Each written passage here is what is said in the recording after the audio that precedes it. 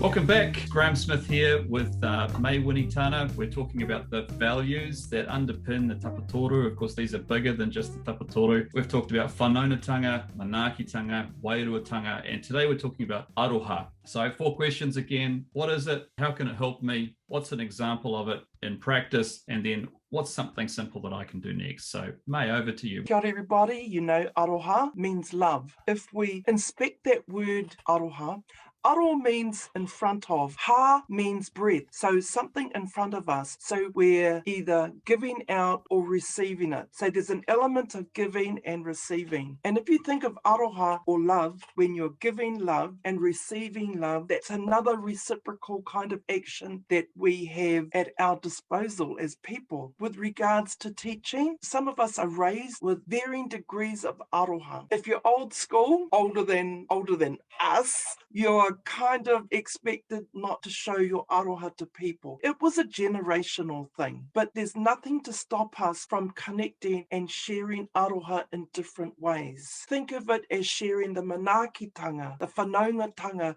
they're all wrapped up together. Does it also translate as compassion? Is that another way of thinking of aroha? Oh, that's another, yes, it definitely does, can translate as compassion, although there are other words in te reo Māori, but you know, aroha, it's a really good word to use. I think most people would be familiar with the word aroha and have an understanding of what that means, and you know, love, compassion, empathy, understanding. And I think when we talk to people in the space that we work in, foundation education, that's very clear. People do this work because they have a sense of aroha for the learners that they're working with or the industry that they come from and things like that. So can we expand on that? How does this understanding of aroha help us to create a more learner-centered environment? That could be one question. Is there a way of engaging with our Māori learners or our Pacific learners? It could be any learners, but I'm just thinking of those two in particular. Are there specific aspects to aroha that we should be focusing in on? I believe that aroha doesn't exist on its own. As I say, it's enmeshed with that sense of whanaungatanga, manaakitanga, wairuatanga. I think if you project aroha to your learners, they will project it back. If you project the idea that you love your job, your learners will pick up on those messages that you exude and they will project that back to you. Right. Yeah. But it picks up on this idea of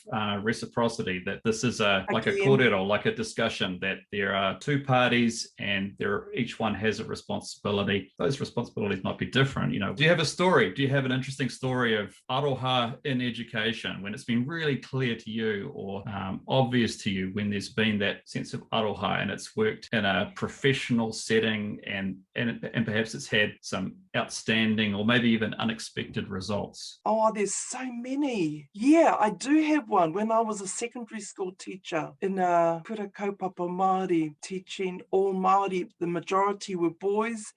And these were rough, tough, swearing. On the weekend, they play rugby and they go to parties, and I think you get the picture. But when they came to my class, I called them my pretty boys. And you know what, Graham? They loved it. They loved me calling their pretty boys.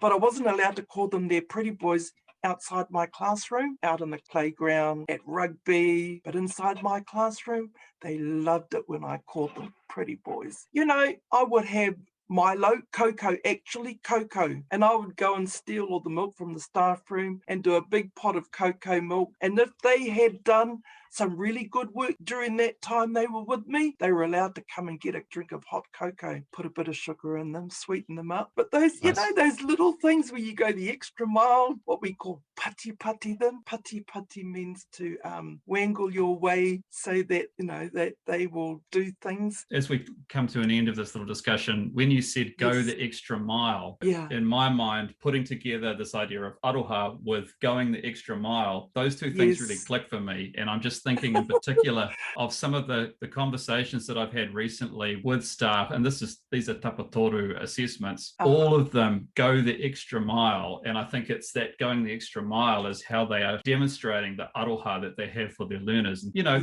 the job description often says these things, but when I listen to people going the extra mile, and I know when I've done this myself, it's been outside of the job description. It's been, you know, sometimes someone needs extra support, and it's nothing to do with schoolwork or education or training or something, some other thing. But you know, when you've gone the extra mile and you've helped them with whatever that is, maybe you can't fix it, maybe you're just there for them, it has a direct effect back on the other things. So I think, sure. you know, what you're saying is right. On the end result. Right. You know, what I could have said to those boys, okay, this is your work today, just go and do it, and I'll come around the room and check in with you. Well, they had no reason to actually go away and do it, but I gave them a reason. Little bit of bribery, but, you know, bribery works sometimes. Well, part of that, I think, was having Auntie May's approval, and then maybe that's backed up with some incentives. So those two things together, perhaps. All right, let's stop it there. We don't want to make these too long. So thanks for tuning in for this very short little exploration of Aroha.